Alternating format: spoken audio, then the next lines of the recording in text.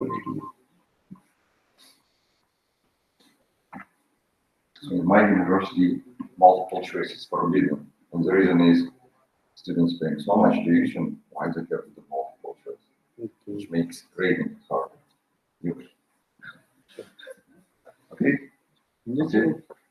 Okay. Okay, good morning everyone. This is the last day of your torture. The torture will come at the end of this lecture, but this is the last day. So it's lecture number 11, will be one more lecture. Again, I'm reminding you we're talking about stochasticity and randomness. And what we did, if you forget about what we did, we took first 3 lectures where few theoretical tools that we needed, and then 9 lectures are examples of application of stochasticity and randomness. But 1 chemical example and 8 biological. Today is another biological example. Okay? Again, I'm encouraging you, ask me questions, don't be shy. Okay? You can ask me. I don't know everything, but if you ask me, maybe we can figure out if I don't know. Anyway, so this is similar, a little bit similar to the story that I told you, continuation. It's how to find the targets that are always hidden. This is something about pioneer transcription. And again, so we already talked about one of the most fundamental biological processes is transfer of genetic information. All information is written in DNA, and you need to read it. And it's done by RNA polymerase, but they don't know how to start properly. And to activate this process, nature uses protein molecules known as transcription factors. This picture shows what it is. RNA polymerase doesn't know what to do. Transcription factors comes to regions of DNA called promoters, activate things that RNA polymerase can come and start reading. This is so-called, I don't know if people call this in India. In America, it's called part of dogma. There are 2 parts of dogma, biological. First one is transcription, second is translation. This is part of the dogma. Yeah, so essentially, why these transcription factors are needed? I'm repeating this. I think I told you, right? When you teach in America, the rule is you have to repeat 3 times. I'm repeating something that I said a couple lectures ago. Transcription factors are needed because RNA polymerase doesn't know where to start properly. And if you start in the wrong place, you get wrong outcome. So transcription factors find and associate with specific promoter sequences, specific regions. So, and that allows RNA polymerase to start in a proper way. Because RNA polymerase itself is quite a complex machine, Also, the transcription factors simulate other proteins to come. There are a lot of other things that you have to do. So, but the problem is that genes are very tightly packed in chromatin. So as you probably know, the whole living system, you can divide roughly prokaryotic world, that's usually bacteria and archaea, and eukaryotic. And eukaryotic world, and we are, everything is about bacteria, the genes are very tightly packed. And the compaction could be up to 10,000 times. So there is a beautiful experiment maybe you have seen. So they took a cell and then they lysed the cell and DNA. So the cell is of order of few microns. If you lyse the cell and able to DNA extend, it's 2 meters long. So you have to 2 meters. You have to pack 2 meters in an extremely tiny object. And the way it's done with the help of proteins called nucleosomes, which really pack it. But then comes the problem. How can you find something? How proteins can go something if it's extremely tight? Okay. I learned something very important from this visit, Maggie, right? So this is the story it's like if you eat Maggie and you want to find some specific piece of carrot, it's difficult, right? It takes some time. It's not so easy. This is the problem here. So chromatin can be used as a bowl of Maggi noodles. Not exactly. It's much more organized, but it's very tightly packed. Very tightly packed. So the question is how genes can be activated if they're not accessible, right? So this is my view of genome library. Have you seen libraries like this in India? Sorry. Have you seen, right? typically in small colleges where space is limited, but you want to put as much library, they do this system, which is very nice system. So in principle, you can access everything. You just have to move a couple shelves and they're on the rails. Okay, so that's the way I see genome. So genes are hard to reach, but it's possible if you do something. And this is the story of what we can do. So nature solves this problem, not the way I showed you. I don't know, but nature solves the problem. They have a specific proteins called pioneer transcription factors, okay, that actually can penetrate chromatin and activate genes. There are several families. These are, you don't need to look at the same. There are different types of families of proteins that are able to do it. And if you're interested, this is the papers which discuss that.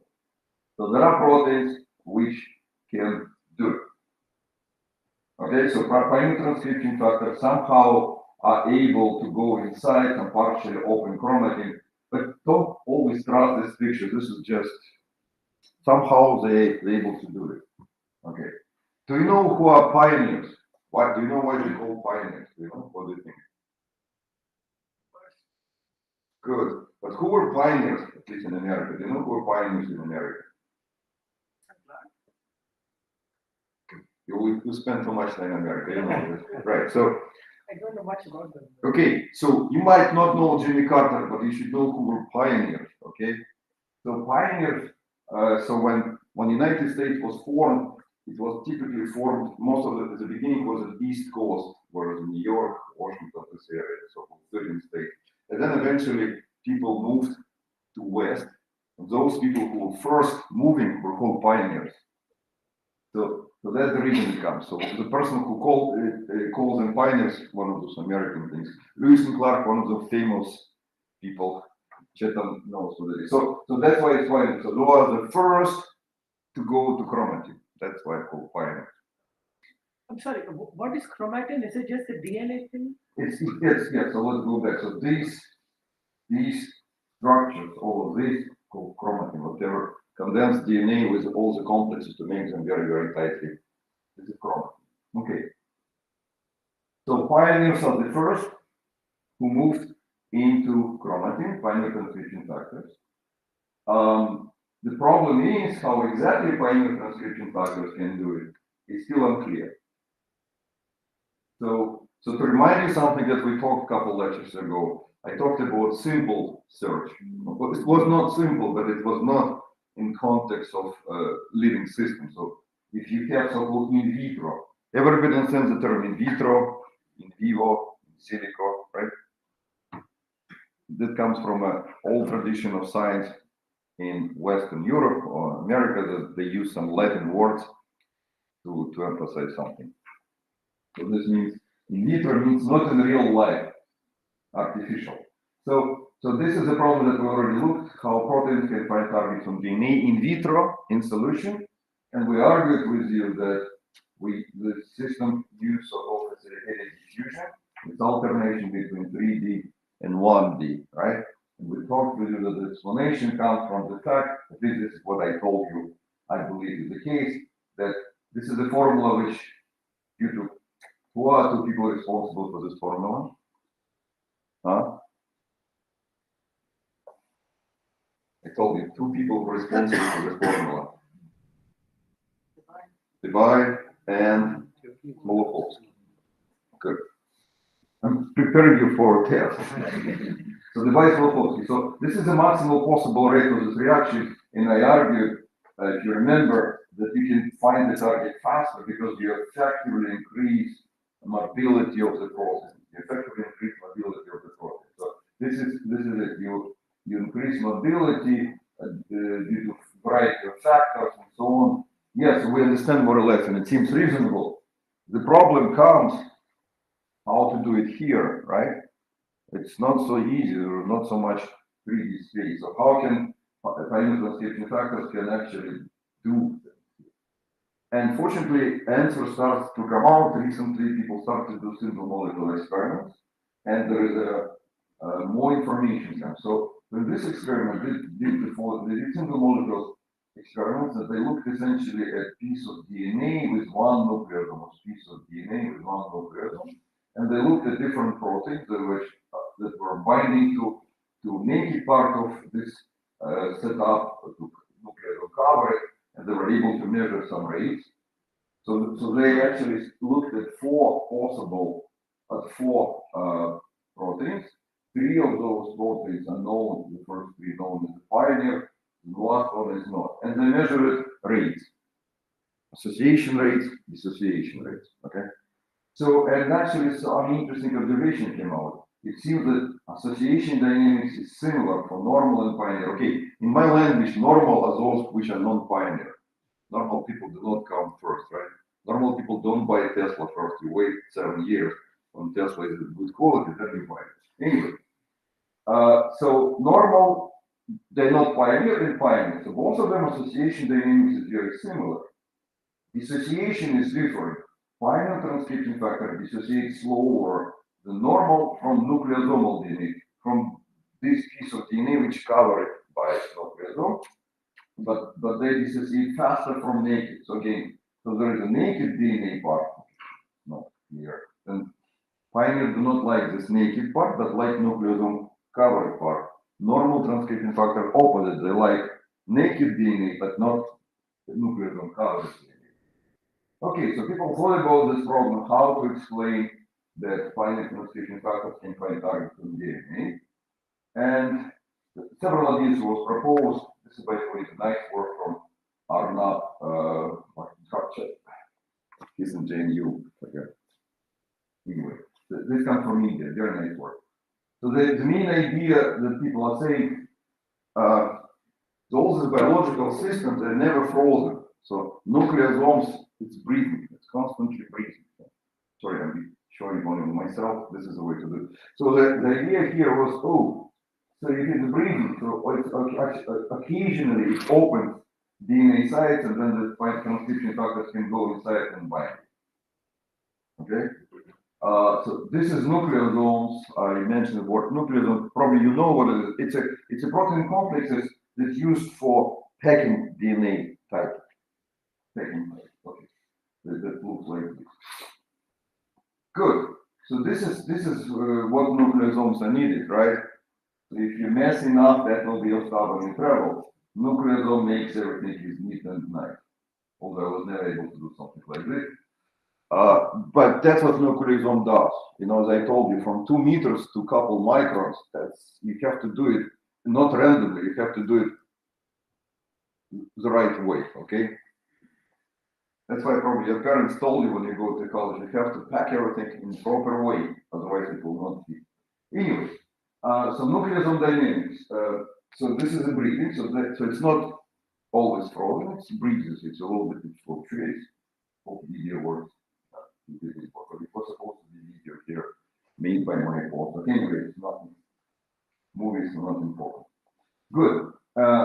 So this is a nice idea that if something occasionally opens, you can go inside and open, but there are problems. And the problem comes if you try to put numbers in. This nucleosome breathing is very short, okay? And then essentially there are, okay, I have to show myself. So imagine that my hands are DNA, this is nucleosome, I do something, but suppose the site that you have to visit is over there, okay, so far away from the entrance. It will take longer, the probability that you will also open like this is longer. And then if you try to put numbers on this very nice paper, you get this estimate, 30 hours. Too long, right? You understand? It's a biological system. You cannot wait for 30 hours, you will die if you want to activate some gene. So that's not okay. It's too slow for gene activation. So the point here is this breathing is probably here, but it doesn't explain the whole story. You need something else. And that's what I'm proposing, complementary stochastic picture, how finding transcription factors can reach the sites which are far away from this opening part. There is interesting observation which stimulates our idea. If you look at some of these protein pioneer transcription factors, this is for example FOX8, look similar to the part of this nucleosome. Linker histone is a part of nucleosome, so they look similar structurally. Okay, so this gives an idea. So maybe this structural similarity allows them to access a target nucleosomal DNA segment. This is very crude explanation. So this is, imagine this is a DNA wrapped around histone, right? Then comes this spinal transcription factor. It's easy. What it does, it actually displays some of the bonds, but it creates sort of similar bonds. You're creating similar environment bonds, and that might be the way. So, okay, so we call this interaction compensation mechanism. Okay, so you understand, right? So you are, the spinal transcription factors can successfully attach to histone eventually because it, due to structural similarity, it provides a similar environment, similar bonds. Interaction compensation mechanism. If this is correct or if this is reasonable, this allows you to develop stochastic model. Okay?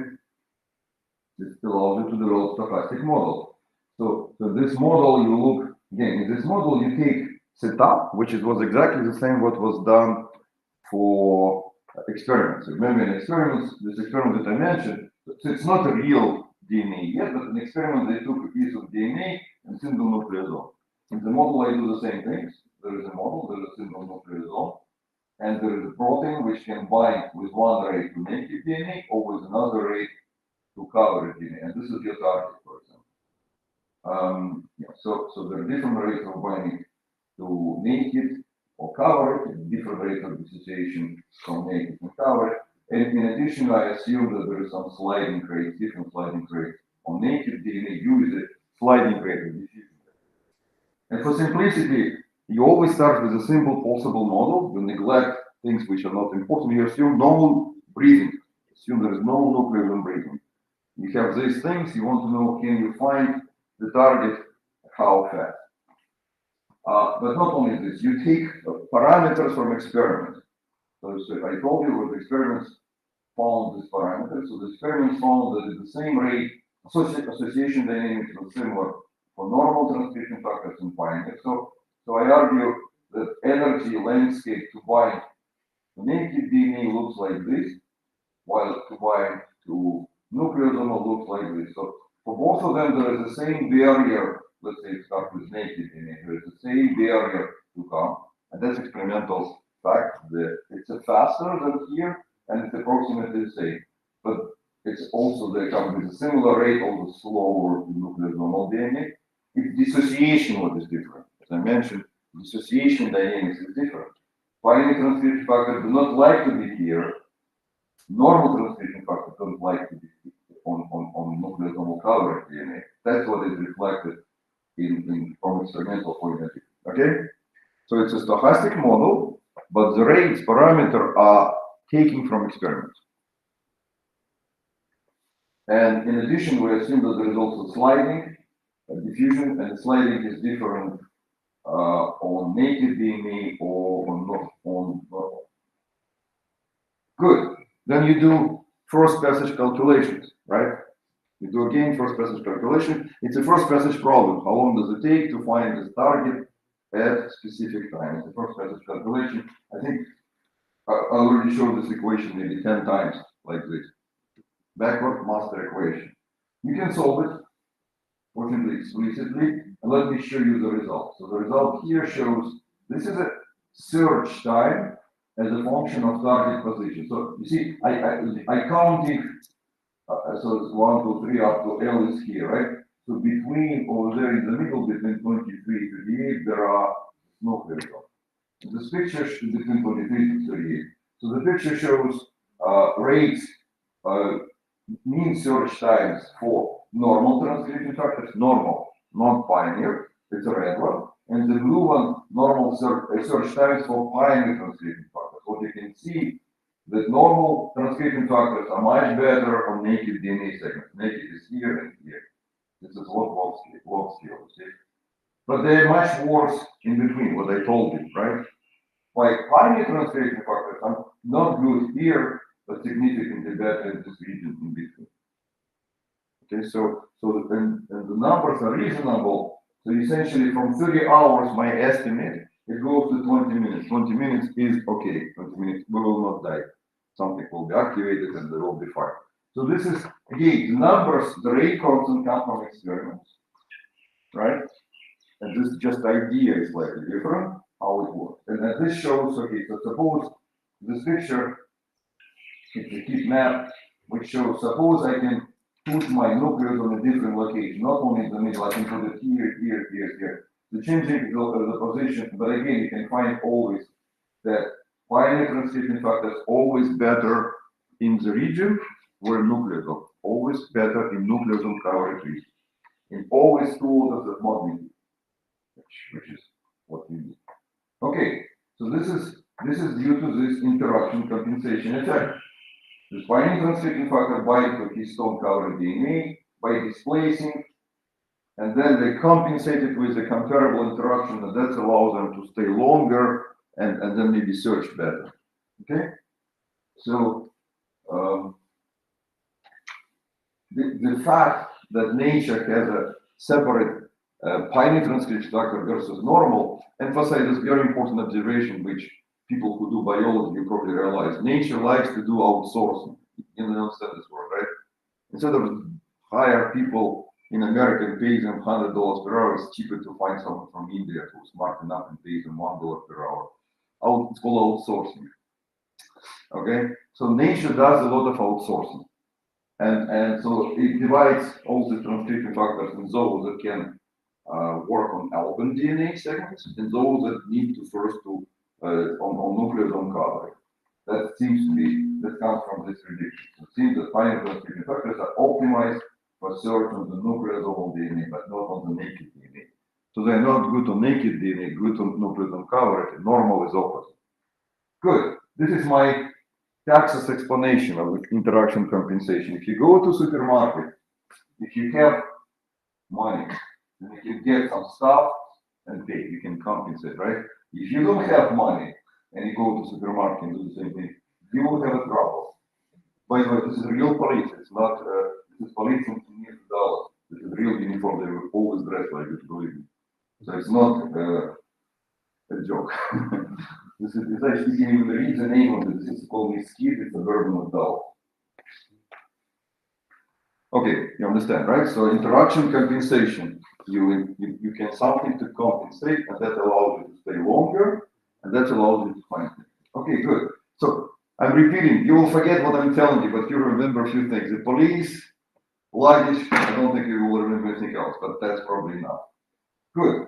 So I told you at the beginning about nucleosome breathing, right? And I neglected in this stochastic model. You might ask me, and I told you, got it. Okay, but maybe if I include stochastic with this nucleosome breathing, maybe this will not work. What I told you, right? We can do the things. We can extend this model. We have extended the stochastic approach to take into account breathing. This breathing. For simplicity, we do only asymmetric unwrapping because this is what experimentally observed. And for simplicity, we assume the two-state model of breathing. Two-state model of breathing means that I'm fully covered or partially covered. Fully or partially. You understand, in reality, there will be a lot of intermediate things, but let's forget about this. Physics will not change. Analytical result will be harder, but you can do always simulations to check that you're doing things correctly. Okay, so you can solve the model again. You can solve this harder. Every time you add something to model, things is harder, but still you can do calculations. So let me try to show you the result. So the results here show mean search time as a function of target position for three possible situations. Let's start with the normal, non-binary normal. So the black curve corresponds to searching for the target if I'm always close. This is just limiting case, always close. This is a black curve. If the blue curve corresponds to the case when I always partially unwrapped, like this. The first one was fully closed, partially unwrapped. And the red one corresponds to this breathing fluctuation, right? The results are reasonable. Hard to find here, easy to find here. When you breathe, some results should be in between, right? You agree with me, right? So this is a search, the function of position in between. By the way, so hope you understand from in contrast to the previous case, this nucleus uncovered region is over here. Because I only look at asymmetric simplicity.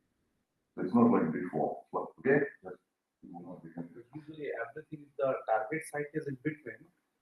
Everything is going to actually go to the same value, same time. Yes, eventually, yes. Now let's go to binary transcription factors and repeat the same calculation. So we have black corresponds to fully red. Blue corresponds to always partial and red. And there comes fluctuation. There comes a very strange result. Very strange result. I hope you understand. You are doing the fluctuations, and somehow proteins can enter faster, right? So, which is very strange. Only in the nucleus uncovered region, but still. So this is it. You imagine that you have open door. It's easy to go to open door. You have seen these revolving doors, right? Typically not at homes unless you're really tough. But in banks, whatever, right? And it's not easy, right? You just wait until this. So this is counterintuitive. This is counterintuitive how this is possible. It took us 6 months with my postdoc to try to figure out that. I thought he was wrong. But eventually we did a simulation with analytically, and we understand now what is going on. Let me try to explain to these things here again. This comes from stochastic mechanism. That's the reason I'm explaining here. So imagine, so the story is like this. Your system looks DNA, and this is the DNA covered region by nucleotome. Okay? And typically pioneer transcription factors, proteins will come to the naked one. Both of them, it's easy for them to come to the naked. Because to come to nucleosome is harder. You need to, so it's easier to come to naked. So they come to the naked, and if they will stay a little bit longer, they will be kicked out because they don't like to be on naked DNA, right? What saves them? Fluctuation.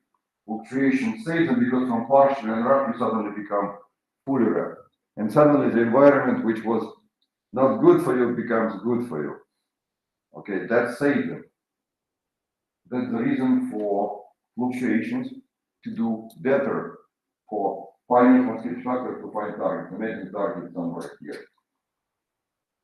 This is my non-politically correct explanation.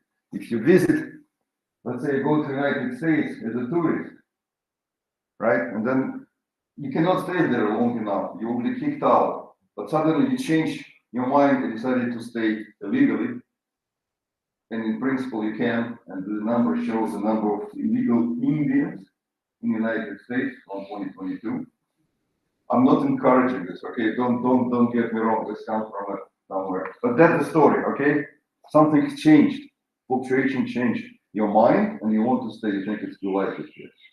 So exactly the same thing is happening over there. You can't.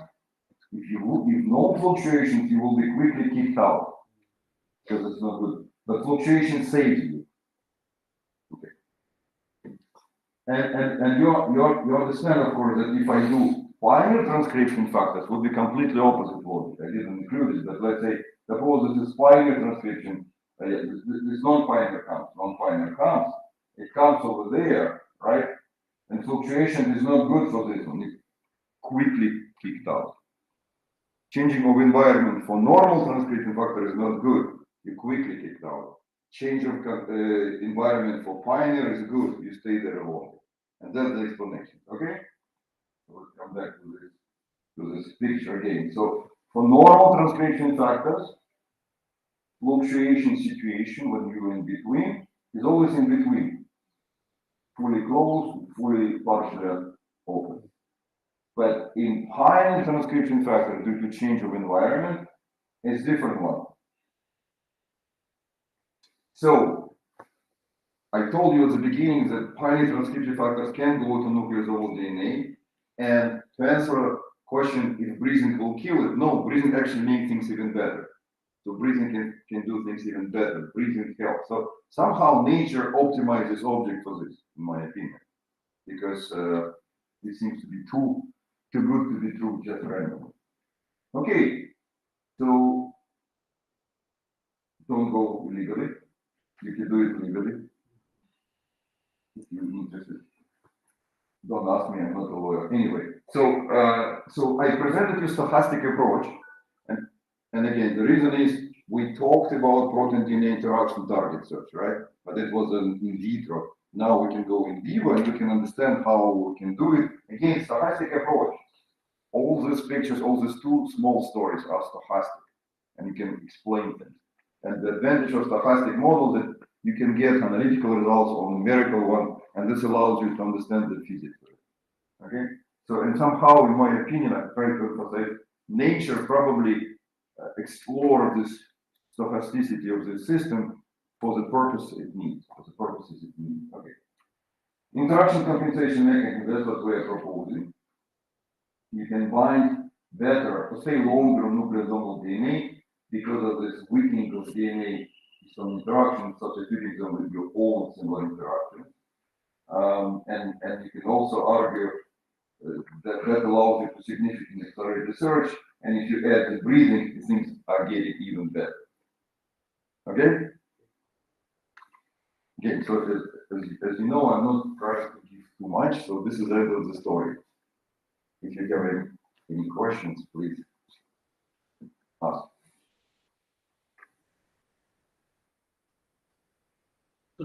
So I have one very quick question. So this TFs, do they work collectively or is it? Excellent question. So this picture assume single one, but there are experimental observations that there are several of them can work together to do things.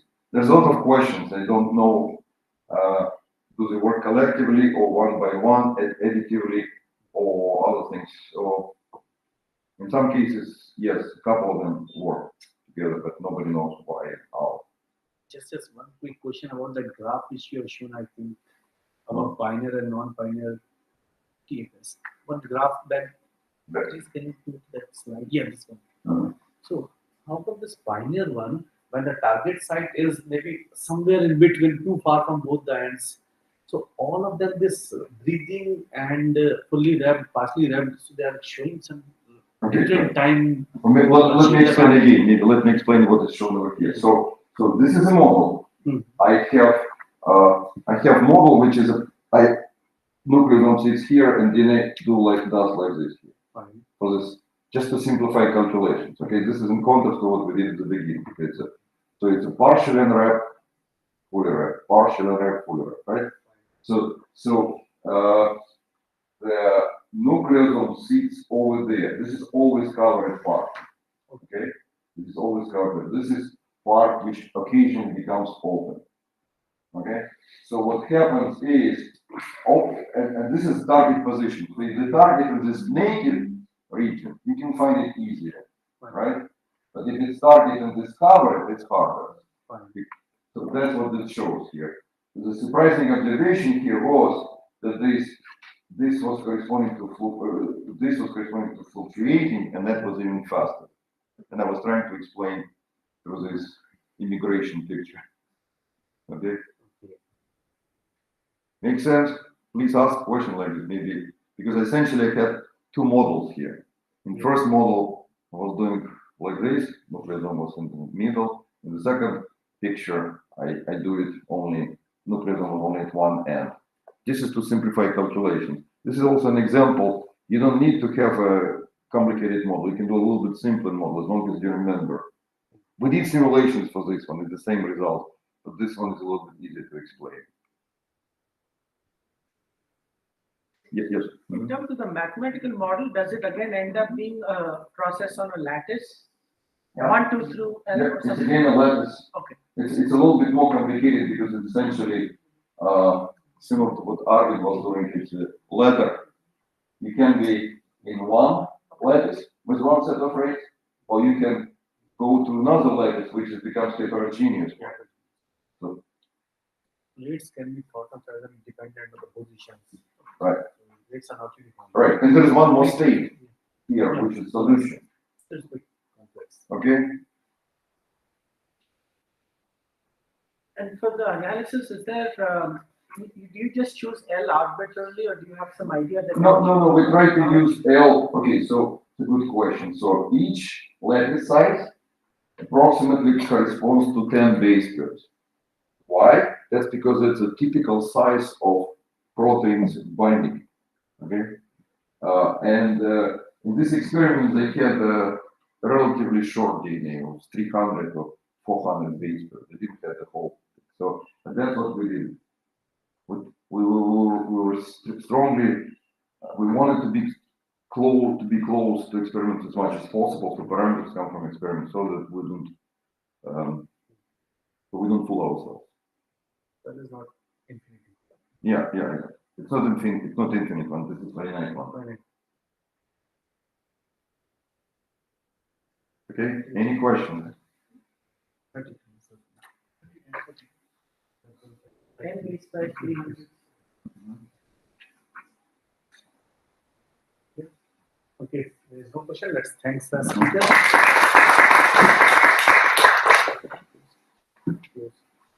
Question?